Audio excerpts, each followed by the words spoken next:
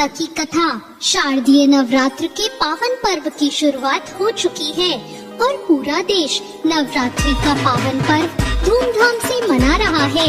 आज 5वां नवरात्र है। नवरात्रि के 5वें दिन स्कंद माता की आराधना की जाती है।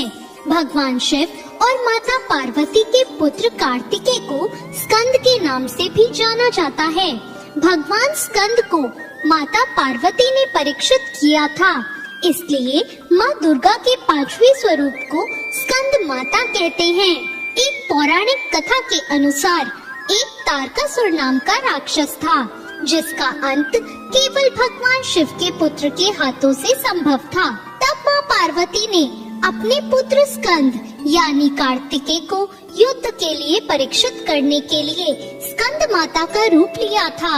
स्कंद माता से युद्ध परीक्षण लेने के बाद भगवान कार्तिकेय ने तारकासुर का अंत कर दिया। स्कंद माता हिमालय की पुत्री पार्वती हैं। इन्हें माहेश्वरी और गौरी नाम से भी जाना जाता है। पर्वतराज हिमालय की पुत्री होने के कारण इन्हें पार्वती कहते हैं।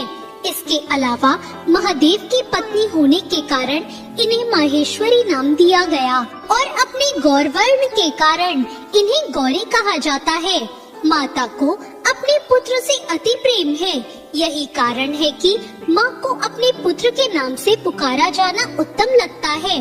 मान्यता है कि स्कंद माता की कथा पढ़ने या सुनने वाले भक्तों को माँ संतान सुख और संपत्ति प्रदान करती है। भगवान स्कंद बाल रूप में इनकी गोद में विराजमान हैं। इन माता की 4 भुजाएं हैं।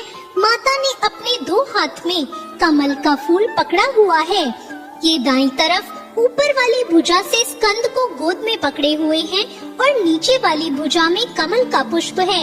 बाईं तरफ ऊपर वाली भुजा में वर मुद्रा है और फिर नीचे वाली भुजा में कमल पुष्प है। इनका वर्ण एकदम शुभ्र है। ये कमल के आसन पर विराजमान रहती हैं, इसलिए इन्हें पद्मासना भी कहा जाता है। सिंह इनका वाहन है। यह देवी विद्वानों और सेवकों को पैदा करने वाली शक्ति है, यानी चेतना का निर्माण करने वाली।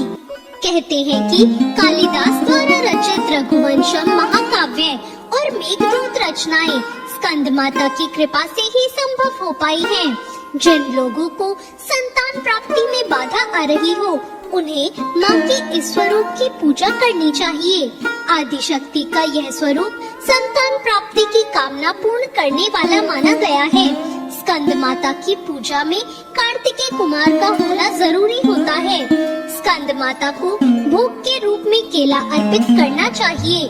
माँ को पीली वस्तुएं अति प्रिय होती हैं, इसलिए केसर डालकर खीर का भोग लगाएं और भक्ति भाव से देवी का पूजन करें और उनकी कृपा प्राप्त करें। देवी की कृपा से घर में सुख शांति और समृद्धि होती है।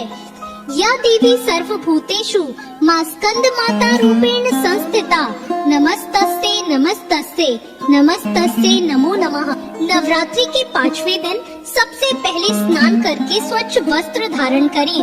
पूजा स्थान पर चौकी पर स्कंद माता की तस्वीर या प्रतिमा स्थापित करें। प्रतिमा का गंगा जल से शुद्धिकरण करें। अब एक कलश में पानी लेकर उसमें कुछ सिक्के डालें और उसे चौकी पर रखें। इसके बाद स्कंद माता को रोली कुमकुम लगाएं और नैवेद्य अर्पित करें। अब माँ की आरती उतारें। आरती के बाद सभी को प्रसाद बांटें। तो ये थी आज की कथा।